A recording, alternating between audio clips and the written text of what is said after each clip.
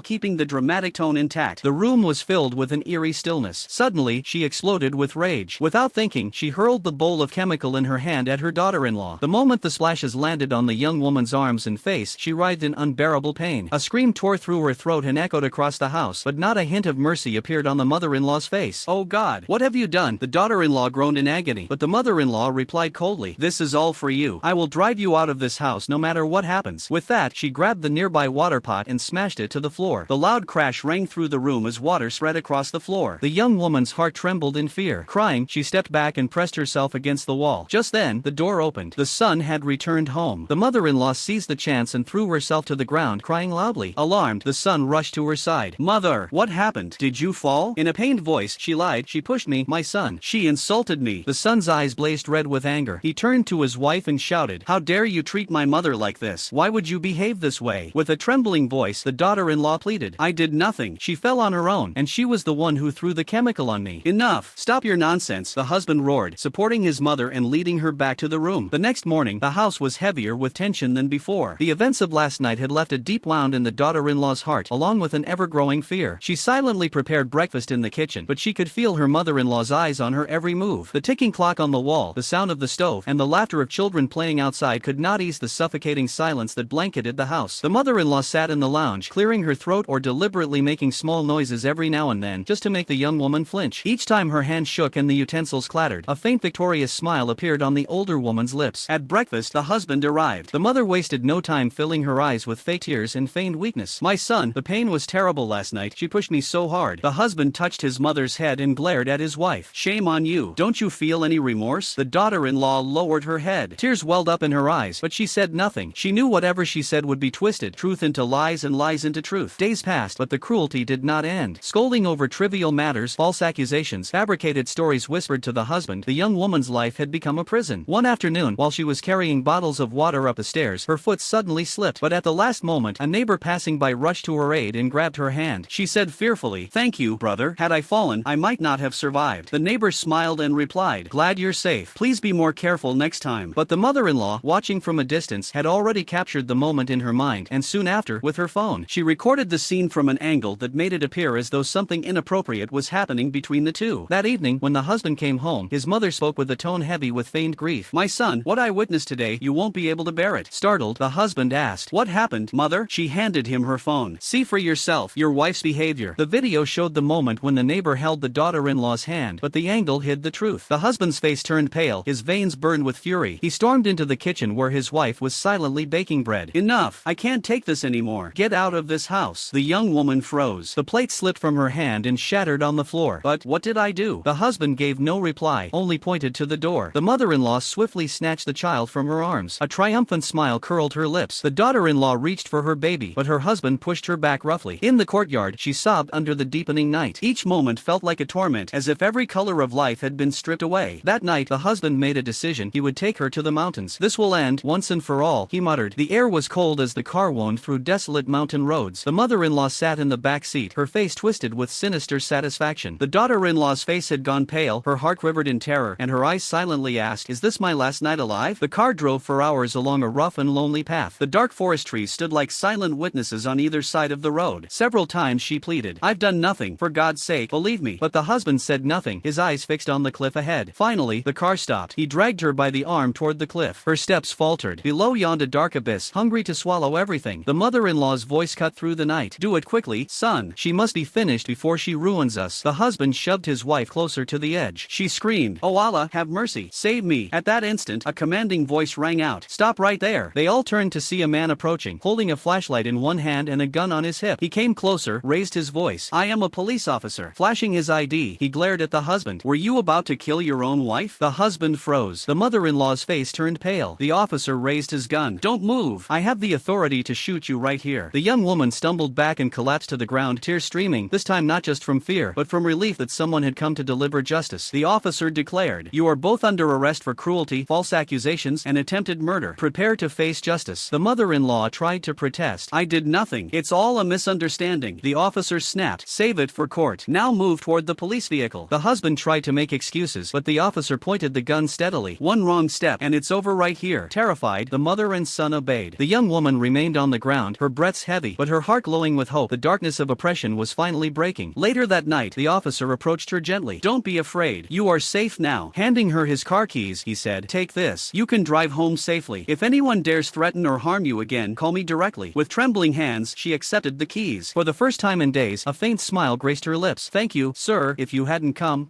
The officer nodded. Those who commit injustice never remain free for long. As the police vehicle carrying the culprits disappeared into the night, the young woman started the car and drove back down the winding road. Each turn felt like the beginning of a new chapter in her life. Reaching the village, she looked toward the sky and whispered, "Ya Allah, thank you for standing by me." At home, she cradled her sleeping child and kissed his tiny hands, tears of joy filling her eyes. She knew now her child would grow up in a home where cruelty had no place. Days later, the police officer returned to inform her they have been charged. Soon they will face court and pay for their crimes. The young woman expressed her gratitude. "I just want justice so that no other daughter-in-law suffers the way I did." The officer promised full support. The house was now filled with peace. The kitchen that once echoed with cries now resonated with calm. The stairs where schemes were plotted now spoke of new hope. Looking out the window, sunlight bathed the courtyard. She took a deep breath and thought, "This freedom is not just for me, it is for every oppressed soul." Friends, if you like this video, please share it and subscribe to our channel for more stories like this.